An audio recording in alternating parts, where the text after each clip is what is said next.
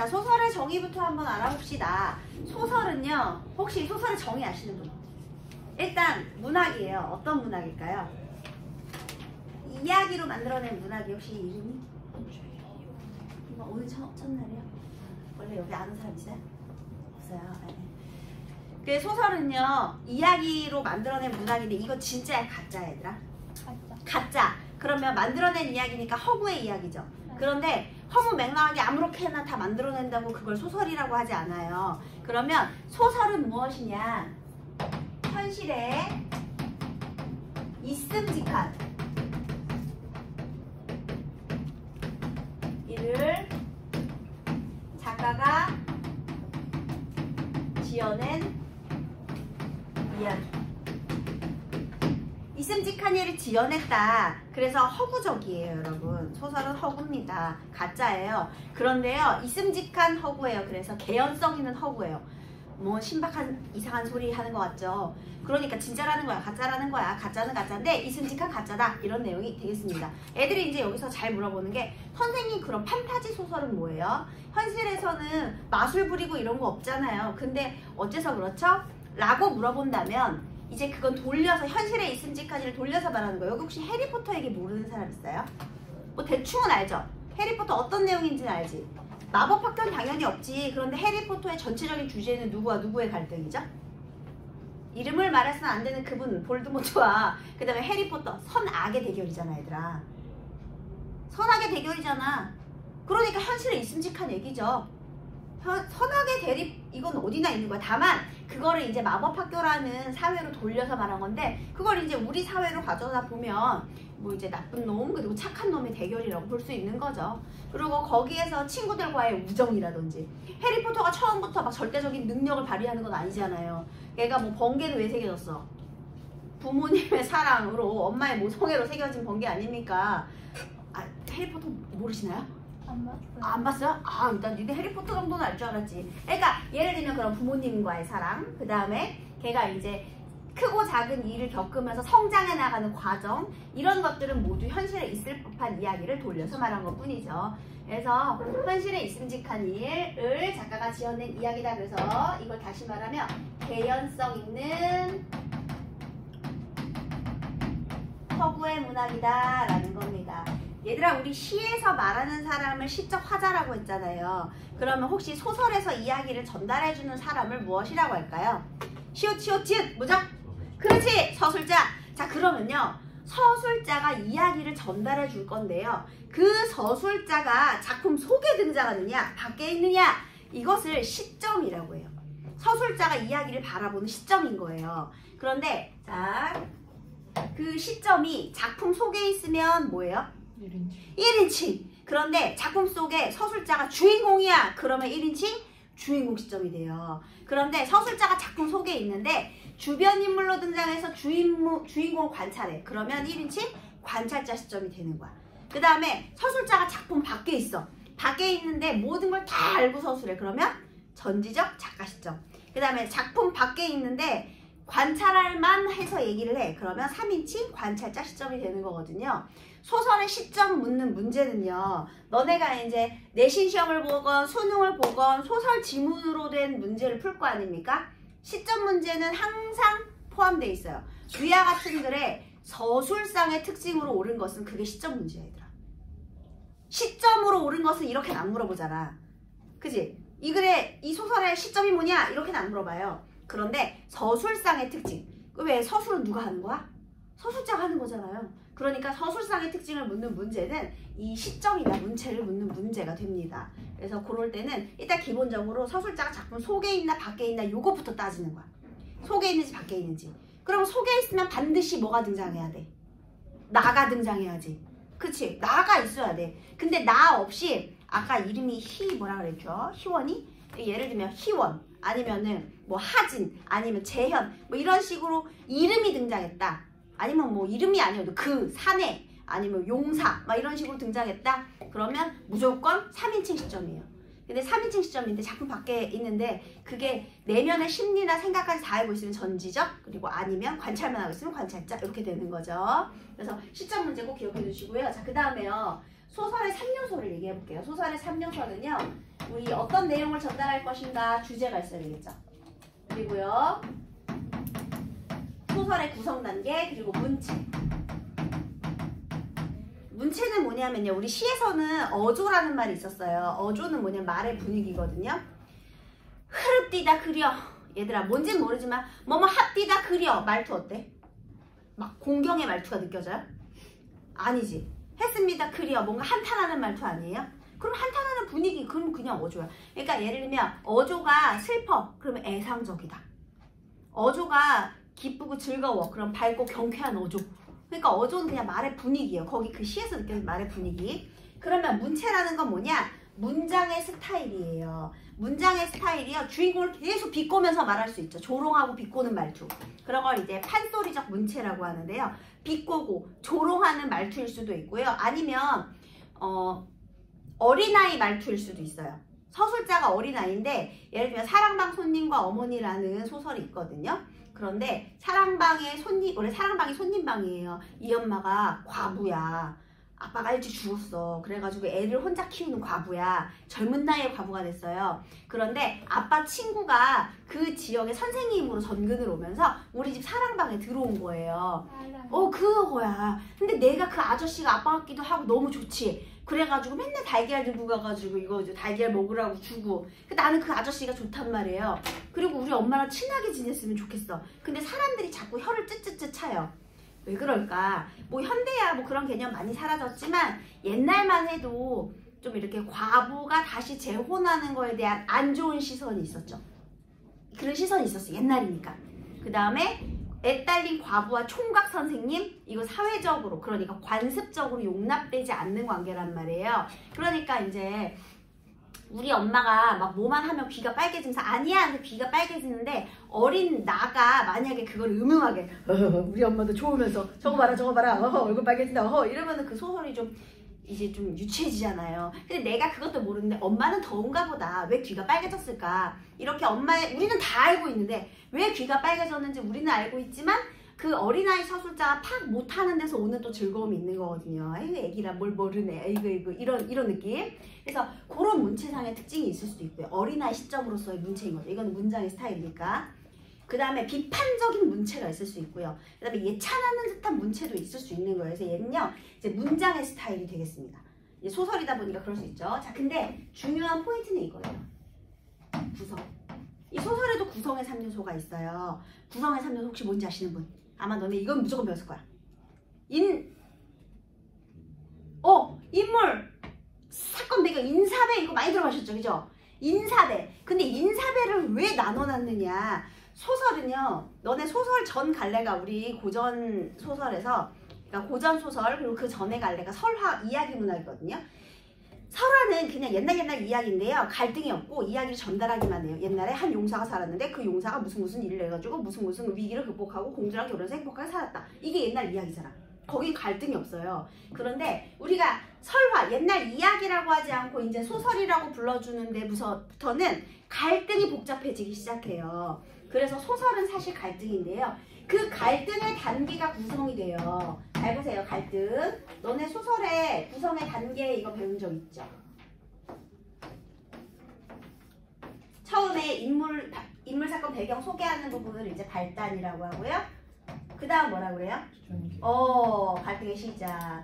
그 다음에 갈등이 깊어지면 위기, 최고조에 달하면 그리고 끝은 그래. 이게 다 뭐야? 이게 지금 갈등의 단계야, 얘들아. 그러니까 이 갈등의 단계에 따라서 발단, 전개, 위기, 절정, 결말로 나눠주는 거예요. 그런데 갈등이 일어나려면 어떻게 해야 돼? 일단 인물이 움직여야지. 얘네들이 사건을 일으켜야지. 그래야지 갈등이 나타나겠죠. 어디에서? 배경 속에서. 그래서 인사배가 되는 거예요, 여러분. 그러니까 인물, 사건, 배경을 나눠준 이유는 갈등을 만들어내기 위해서예요. 그러면 앞으로 소설에서 제일 중요한 건 뭐다? 갈등이다. 이렇게 생각하시면 되겠습니다. 이해됐죠? 그 다음에 아까 선생님이 시점 얘기했죠. 소설의 시점. 소설의 3요소가 주제 구성 문체인데 이 구성의 3요소가 인물 사건 배경이 되는 거예요. 그러니까 소설의 핵심은 갈등에 있더라. 그리고 사실 너네 막장 드라마 재밌잖아. 요즘 내 남편과 결혼해줘가 그렇게 재밌대요. 난 선생님은 본 적은 없지만 폐기물이라는 것까지는 다 들었습니다. 스포는 하지 마세요. 나도 언젠가 볼 거니까. 나도 시간 날 때 언젠가 연휴 때 몰아서 볼 거야. 근데 자 일단요. 갈등이 많으면 많을수록 막장이 되죠. 그런데 유치해. 어떻게 저런 일이 하면서도 눈을 뗄 수가 없지. 왜냐면 그 갈등의 해소를 보고 싶거든요. 우리는. 갈등만 만들어 놓고 그게 어떻게 해소되는지 그게 궁금하잖아. 막 죽었다 다시 살아나고 죽었다 다시 살아나고 짜증은 나지만 어떻게 이 갈등이 해소되는지가 너무 궁금하단 말이에요. 소설의 핵심은 그거예요. 우리가 살면서 모든 일을 다 경험할 수가 없지. 대신 갈등해주고 그 해결 과정을 보는 거야. 그래서 나중에 내가 그거 힌트를 받을 수도 있고요. 그 다음에 대리만족을 느낄 수도 있고요. 모든 걸 다 경험할 수는 없으니까. 그래서 갈등과 그 해소 과정을 우리가 대리만족으로 소설을 통해 얻는 거거든요. 그래서 있음직한 얘기가 되는 거예요. 아 그래 저런 일도 있을 수 있겠다. 그러면서 우리가 공감을 하면 그게 훌륭한 소설이 되는 거지. 그래서 일단은 기본적으로 소설에서 제일 중요한 건 뭐다? 갈등이다. 그럼 너네가 소설을 모르는 소설을 딱 받았잖아. 그러면 이 소설을 어떻게 읽어야 되느냐? 이걸로 읽는 거예요. 어떤 인물이 무슨 사건을 일으켜 그 어떤 배경에서 요거 중심으로 읽는데요. 이걸 읽다 보면 분명 갈등이 생겨날 거예요. 그래서 예를 들면 고전소설에 자주 등장하는 갈등이 있어요. 선악의 갈등. 그래서 영웅과 그 다음에 간신의 갈등. 이런 것들 많이 나오죠. 그리고 또 하나 첩첩간의 갈등 많이 나오죠. 첩첩간의 갈등도 많이 나오고요. 전처의 소생과 계모와의 갈등 이런 것도 많이 나오고요. 뭐 장화홍련전 이런 거 있잖아. 그지? 홍지파제 이런 것도 있고요. 그래서 그런 것도 있죠. 그래서 인물들 간에 어떤 갈등이 일어나는지도 보는 거예요. 그런데요, 이 갈등이요, 인물의 내면에 있으면 우리 어떤 갈등이라고 하죠? 내적 갈등. 그 다음에 자 이제 외적인 갈등은 뭐가 있느냐? 인물과 인물의 갈등도 있지만 인물과 사회와의 갈등도 있어요. 아까 선생님 사랑방 손님과 어머니 얘기했죠.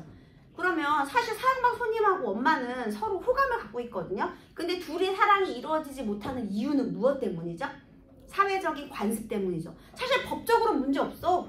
왜냐면 남편 죽었잖아. 그럼 나 호적상 이제 혼자잖아. 그러면은 법적으로 문제 없거든요. 그런데 사회적인 시선 때문에 그게 이제 곱지 못해서 이별하게 되거든요. 그러면 둘의 관계에는 문제가 없지만 사회적인 시선 때문에 이루어지지 못했다. 그건 인물과 사회와의 갈등이 되는 것이고요. 그 다음에 또 그 인물과 운명의 갈등이 있어요. 우리 나중에 우리 김동리 혹시 역마살이라는 걸 배우게 될 수도 있거든요. 역마가 뭐야 얘들아? 역마살이 끼었네. 역마가 뭐죠? 역마는요 계속 돌아다녀야 되는 거예요. 근데 옛날에 대부분의 사람들은 직업이 농민이지. 그럼 농민이면 돌아다니는 삶을 가지면 가정을 제대로 돌볼 수 있겠니? 안 되지. 정착해야 되잖아. 그런데 돌아다니면 가족을 등져야 되잖아. 그래서 옛날엔 역마살이 안 좋았어요. 왜냐면 가족을 책임질 수 없으니까. 이 사람은 한 군데 있으면 안 되는 거야. 돌아다녀야 되는 거야. 근데 요즘은 또 의미가 달라요. 내가 만약에 스튜어디스가 되고 싶다. 내가 파일럿이 되고 싶다. 그럼 내 사주에 역마살이 있어요. 성경 얘들아. 그리고 여러분 우리 선생님도 사실 아미이긴 한데요. 아주 오래된 아미예요. 그런데 거기에 우리 BTS 같이 훌륭하신 가수분들도 역마살이 있어야 돼요. 그래서 전 세계를 돌아다니지.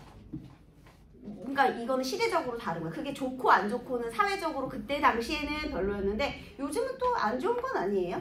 그치? 요즘은 또 이동이 자유로우니까 돌아다니면서 살면 되지 뭐. 옛날이나 그랬지. 그래서 예를 들면 이런 것들.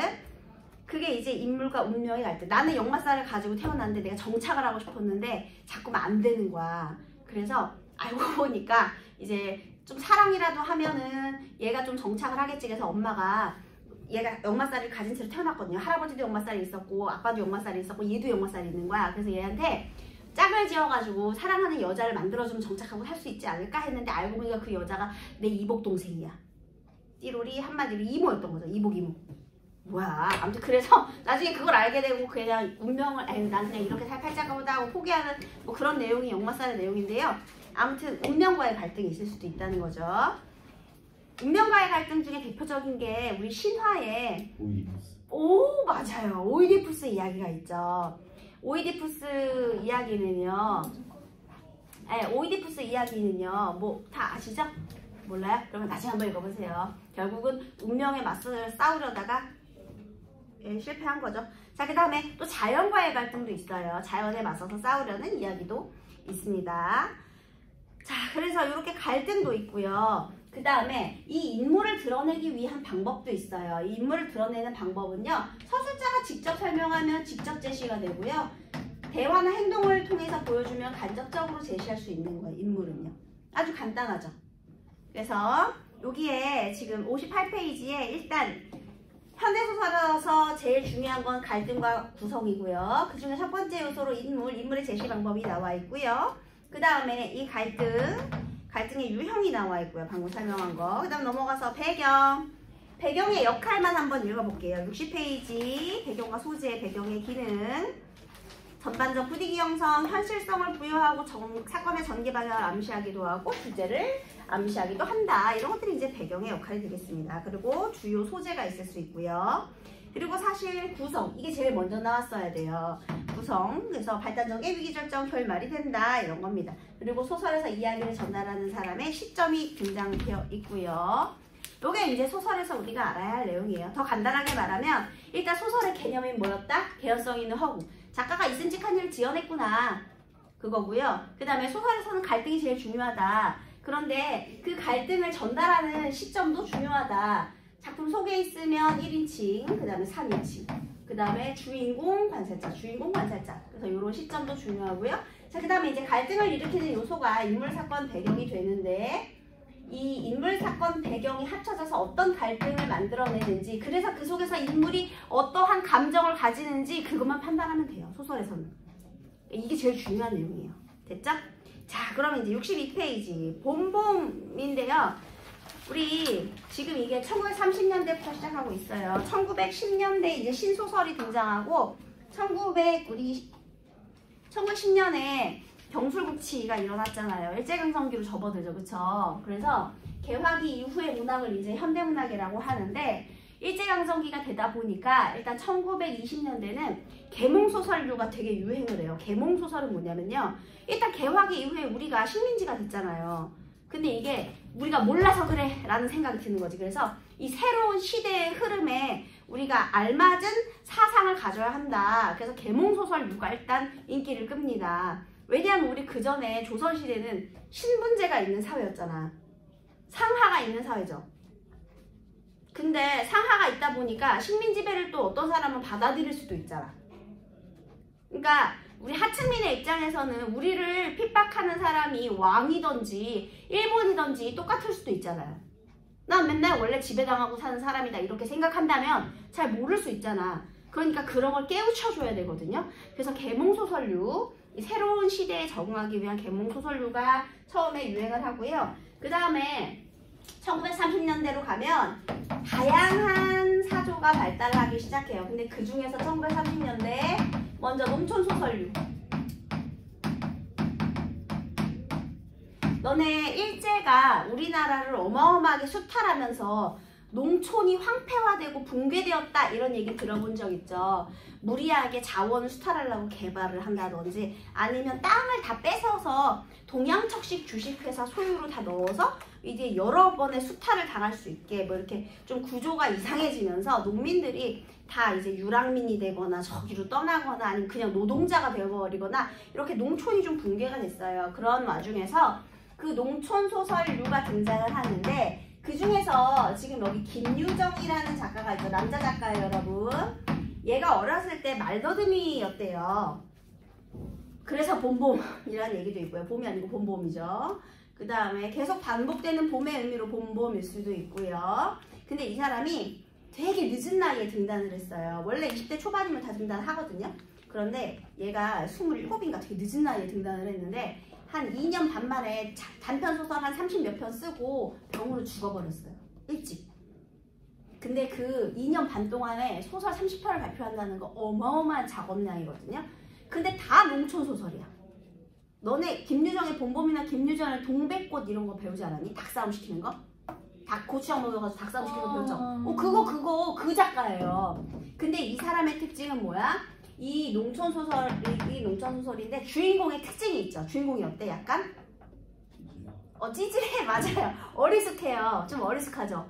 그리고 여자가 좀 더 적극적이고 당찬 여자가 등장하기도 하고요. 그래서 조금 어리숙한 그런 주인공을 등장시켜서 해악성이 두드러지거든요. 우리는 다 아는데 걔가 제일 모르잖아. 너 집에 이거 없지? 이러면서 감자를 전해주는 이유는 뭐예요, 여러분? 어떤 여자애가 와가지고 너 집엔 없지? 감자를 줘요. 이거 우린 다 알지? 뭔 표현이야 이거? 관심. 그치? 호감의 표현이지? 근데 전현 봐라, 나 무시하나? 얘 지금 이렇게 생각하잖아요. 왜 그러죠?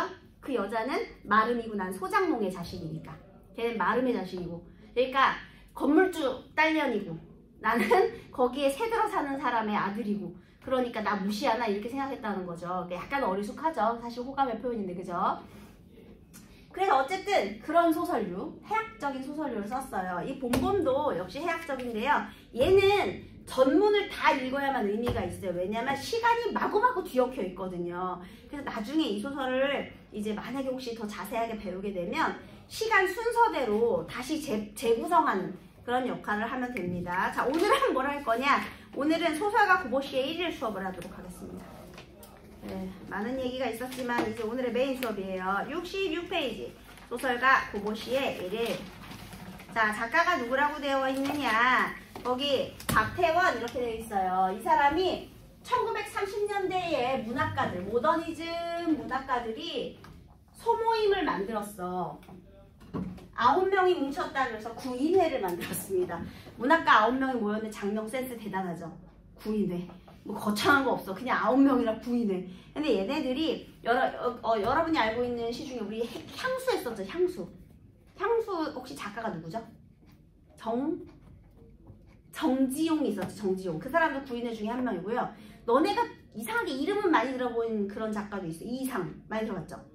그 이상도 이 구인회 중에 한 명이고요. 그 다음에 이상의 절친님 박태원, 이 사람도 구인회 한 명이에요.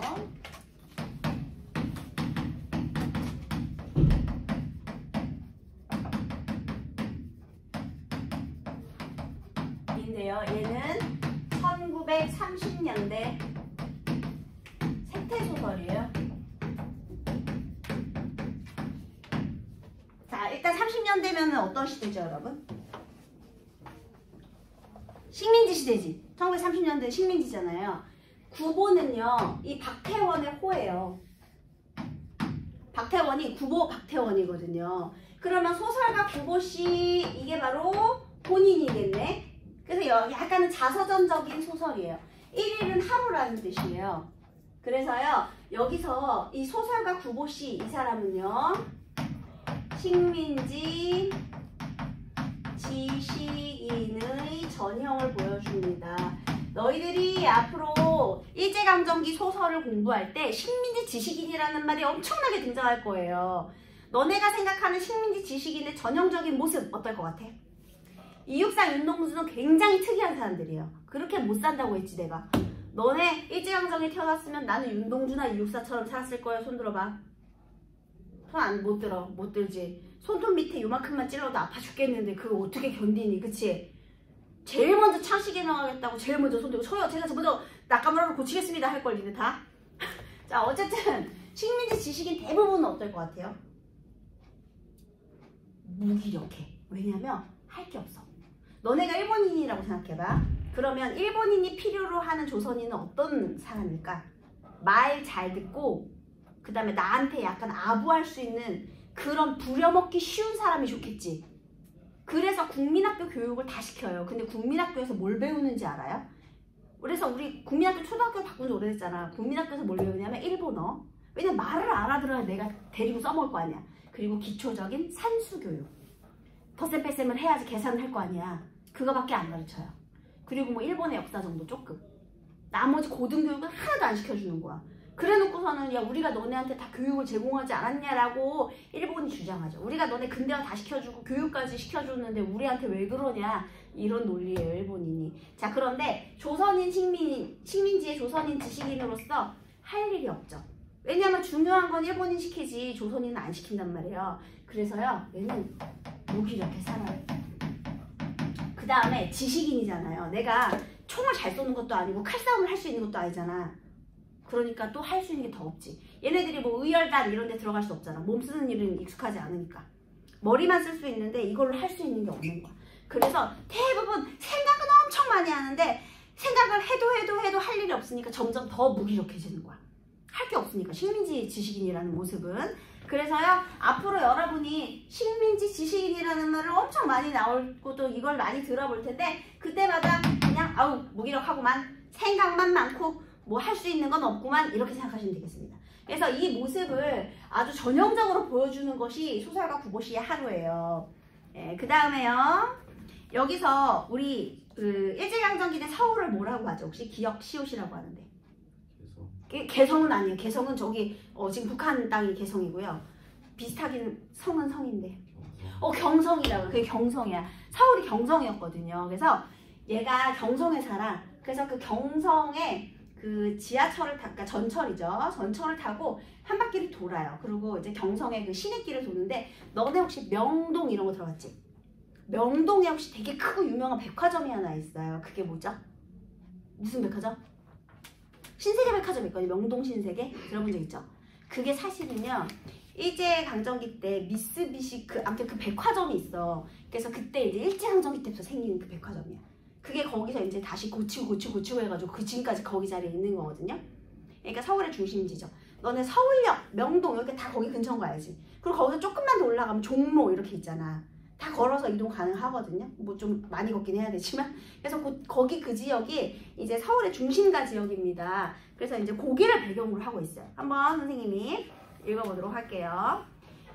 조그만 어쩌고 써 있어요. 그 다음에 잠깐 한 장 넘겨보면 68페이지는 다방을 이렇게 시작하죠. 지금 있잖아요. 얘가 글을 시작하는데요. 그냥 내용상 첫 구를 큰 글자로 시작하고 있죠. 근데 여기에 이 첫 구를 큰 글자로 표시를 하게 했는데요. 여기에 중요한 내용 있어? 이거 중요하냐?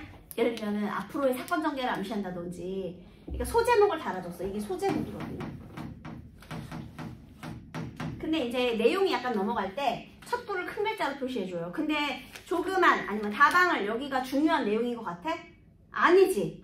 이거는 내용을 강조하기 위한 게 아니에요. 그냥 독자들의 주의를 집중시키는 효과가 있거든요. 근데 여기에 뭐 앞으로의 사건 전개를 암시하는 구조를 담았다는 둥, 아니면 내용상 중요한 내용을 강조하려고 뭐 그랬다는 둥, 그러면 안 돼.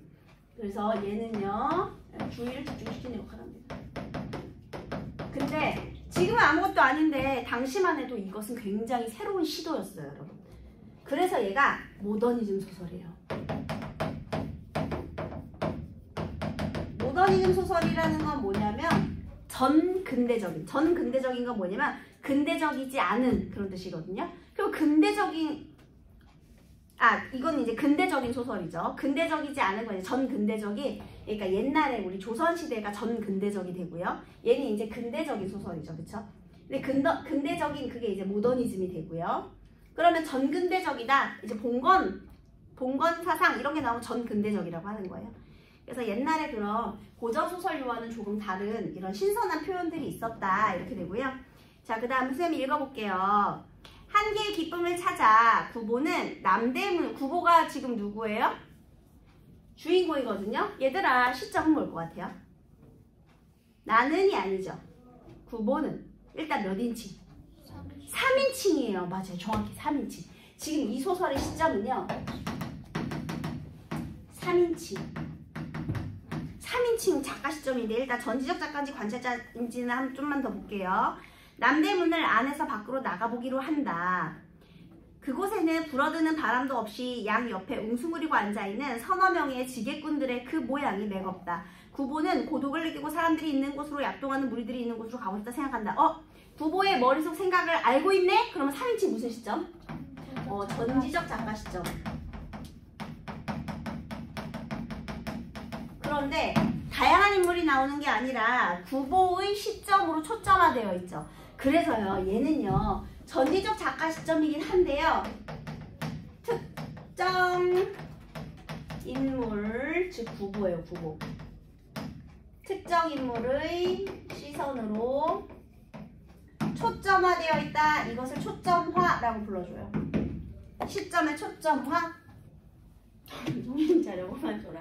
네, 특정 인물의 시선을 초점화되어 있다. 그래서 어떤 친구들이 선생님 1인칭 시점 아니었어요? 라고 많이 물어봐요. 꼭 1인칭 같은 느낌이 있죠. 왜냐하면 구보의 시선으로만 보고 있기 때문에. 자, 그렇지만 이름이 구보기 때문에 내가 아니기 때문에 무조건 3인칭이에요. 그래서 작가가 이 특정 인물의 시점으로 초점화되어 있고요. 자, 구보가 지금 찾고 싶은 건 뭐야? 기쁨이죠. 그러면 구보는 평소에 기쁘지 않다는 거죠. 식민지 지식인이니까. 근데 구보가 지금 무엇을 느끼고 있느냐? 고독을 느끼고 있대요. 그래서 뭔가 약동하는 부위들, 그러니까 뭔가 활기찬 모습을 보고 싶은 거야.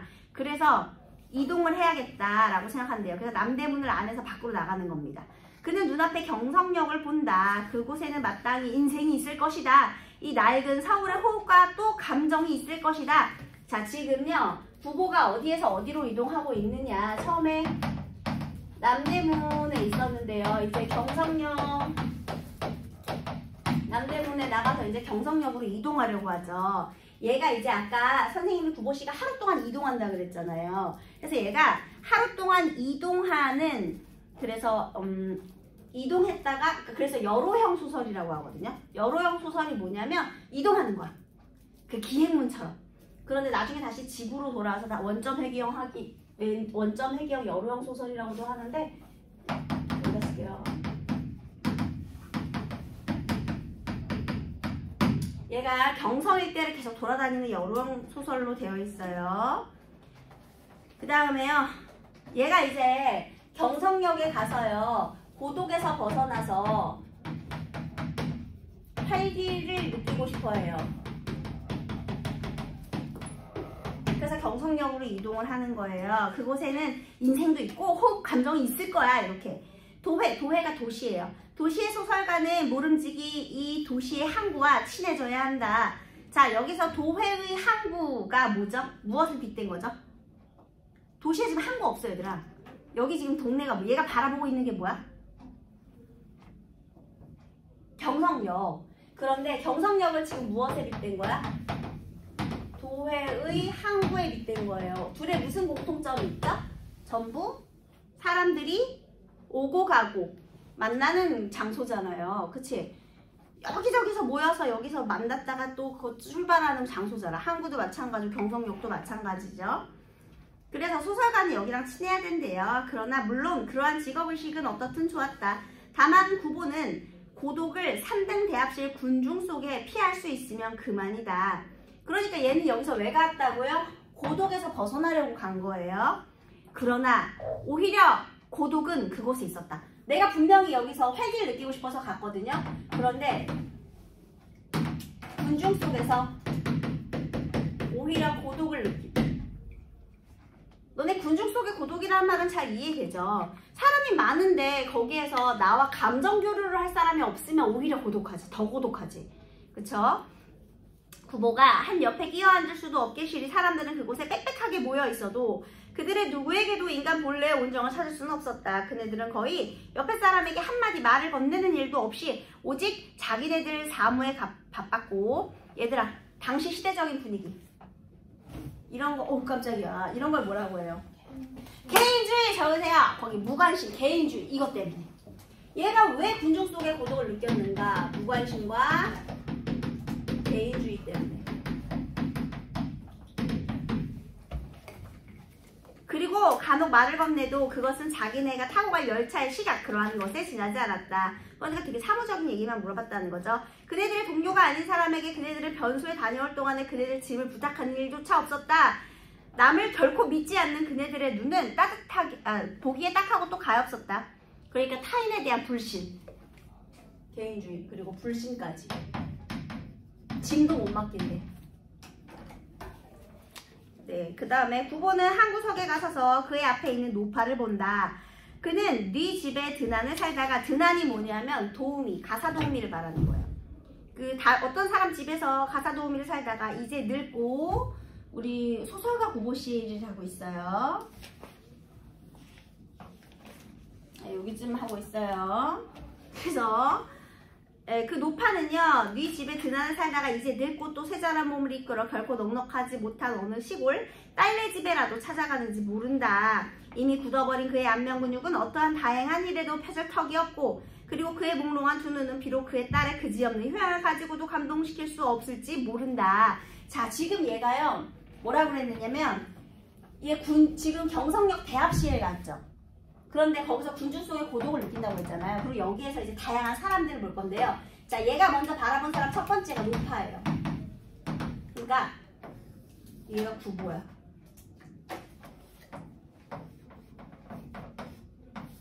부부 안경 썼거든요. 엄청난 안경잡이에요. 얘가 어렸을 때 열병을 앓아가지고 그 시력이 되게 안 좋았대요. 그래서 거기에 그 시력 한탄하는 장면도 있거든요. 근데 어쨌든 얘가 이렇게 안경을 쓰고 사람들을 지금 쳐다보고 있어요. 그런데 얘가 첫 번째 노파를 보고 나서요. 노파하고 얘기를 했니 지금 여기서? 아니. 그런데 이 노파를 보고 지금 뭐 한 거야? 상상하는 거예요. 얘가 여기서 드나를 살았는지 안 살았는지 그런 얘기 한 적 없어. 근데 노파가 지금 딱 보니까 아주 주름이 짜글짜글하고 되게 고생한 것 같은 얼굴인 거야. 그 다음에 얼굴이 지금 안면 근육이 펴질 일이 없고 몽롱한 투는, 그러니까 삶에 찌든 듯한 노파를 본 거죠. 노파가 있는데 노파가 완전히 막 삶에 찌들어가지고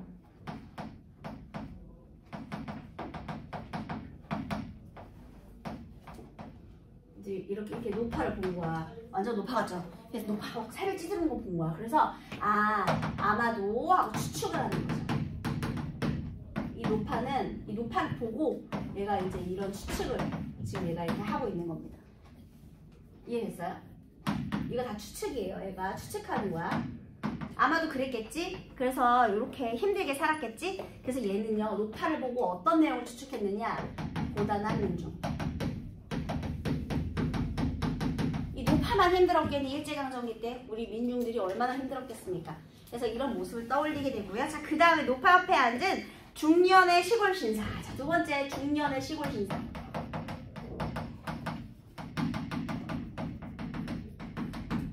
이번에 이 사람은 어떠냐?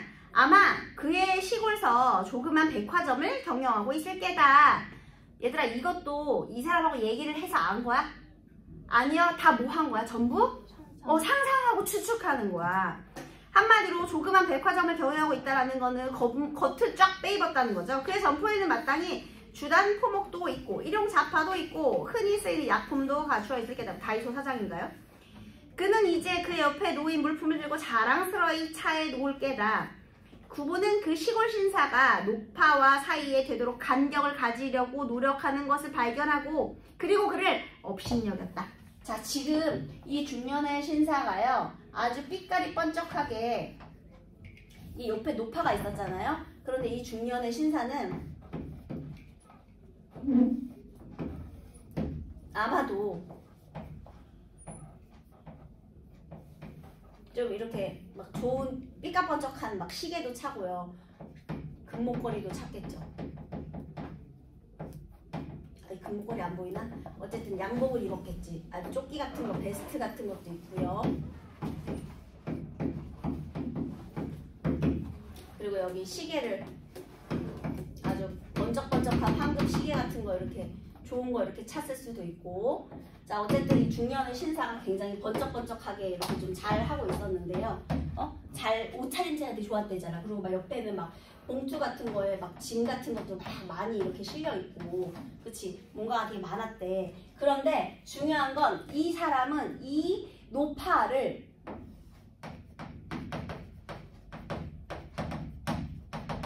거리를 두려 했다 그랬죠. 그러면 이 사람은 어떤 사람일 것 같아? 겉으로 드러나는 것만 보고 사람을 업신여기는 사람일 것 같죠. 행색이 초라하니까 이 사람이 피해를 준 게 아니잖아. 근데 그냥 여기 쪼글쪼글한 노파가 있으니까 되도록이면 이렇게 거리를 벌리려고 하는 걸 보고 쟤는 겉모습만 보고 사람을 업신여기는 사람이구나 라고 얘가 생각한 거야. 그래서 중년의 시골 신사 이 사람은 겉모습만 중시하는구나. 그래서 얘를 업신 여기려 함, 없인 여기기로 함. 이렇게 되는 겁니다. 이거 이제 이 사람을 보고 얘가 이제 느낀 거죠. 네, 그 다음에 그래서 이런 내용으로 이렇게 돼 있어요. 그래서 이 사람이 구보가 지금 이렇게 여러 사람의 군중의 모습을 보면서 혼자 생각하고 판단하는 그런 내용이 되어 있습니다. 자, 그러면요 여기 제일 중요한 얘기 딱 하나만 해볼게요. 지금 이 소설의 가장 중요한 점은요, 얘가 내용을 이끌어가는 방식이 뭐냐면요, 내가 생각한 대로지. 우리 이러한 서술성의 특징을 뭐라고 그러냐면요, 내면 의식의 흐름에 따른 서술. 보고 생각나는 대로 하는 거야. 얘네가 뭐 얘기를 한 것도 아닌데 그냥 보고 생각하는 대로, 보고 생각하는 대로, 그냥 내가 떠오르는 생각대로 다 짓거리고 있죠. 그렇죠? 그래서 요게 이제 또 모더니즘 기법이거든요. 내면 의식의 흐름에 따른 서술 기법이다. 여기는 특별한 갈등이 없어요. 이 소설에는 특별한 갈등 없이 그냥 이 인물의 생각에 따라서 서술이 되고 있다. 이게 특징이 되겠습니다. 그래서 여러분 이거 한 69페이지까지 한번 문제 풀고 채점 한번 해보세요. 숙제입니다. 내야죠.